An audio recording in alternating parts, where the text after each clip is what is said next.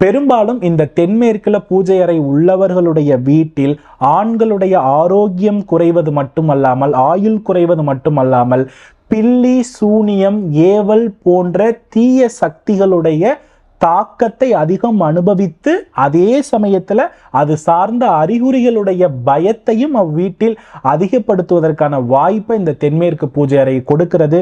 குறிப்பா ஆரோக்கிய குறைபாடுகளை அதிகம் தந்து ஒரு வழிபாட்டுல ஒரு தெளிவற்ற நிலையை வழங்கக்கூடிய அமைப்பை இந்த தென்மேற்கு காரகம் அவர்களுக்கு அடிப்படையில் செய்கிறது என்பதையும் நீங்கள் புரிந்து கொள்ள வேண்டும்.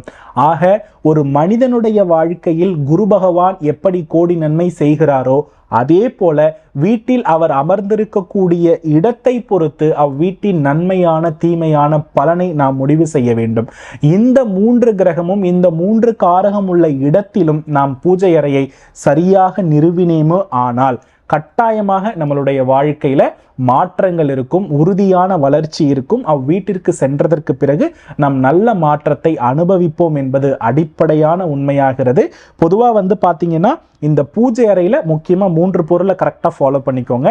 ஒன்று வெள்ளருக்கு விநாயகர், இன்னொன்று மயிலிறகு, அதே போல 2 கஜம். 2 கஜம் என்றால் 2 யானைகள். ஏன் இதை நான் சொல்ல வரேன் அப்படின்னா, யானை, மயில், வெள்ளருக்கு, இந்த 3, அதாவது வெள்ளருக்கு என்பது வேர், வெள்ளருக்கு வேர். இந்த மயிலிறகுக்கும் யானைக்கும் ஒரு நல்ல குணம் உண்டு. அதாவது பின்பு வரக்கூடிய விஷயங்களை முன்கூட்டியே உணர்ந்து தன்னுடைய பலன்களை வெளிப்படுத்தும். அதாவது பிரபஞ்சத்தோடு கனெக்டடா இருக்கிற ஒரு பவர்ஃபுல்லான உயிரினம் யானை, இன்னொன்று மயில். அதனால தான் மழை வருவதற்கு முன்பே அதனுடைய அறிகுறியை இறகு மூலமாக வெளிப்படுத்துறதை நம்மளால உணர முடியும். அதே போல வெள்ளருக்கு விநாயகர் என்பது பிதிர் தோஷத்தை நீக்கக்கூடிய ஆற்றலையும், வீட்டில் பார்த்தீங்கன்னா தெய்வ வசியம், குறிப்பாக குலதெய்வ வசியத்தை மேன்மைப்படுத்தும். ஸோ இந்த 3 பொருள் பூஜை அறையில் முக்கியமான ஒன்று. இதை எல்லாம் கரெக்டாக ஃபாலோ பண்ணி இந்த இடத்துல எல்லாம் இருக்கிறதா அப்படின்றத கம்பேர் பண்ணி நான் சொன்ன பலன்களை உங்கள் வீட்டோடு ஒப்பிட்டு பார்த்து நீங்கள் பலன்களை முடிவு செய்யுங்க என்பதுதான் என்னுடைய அடிப்படையான கருத்து.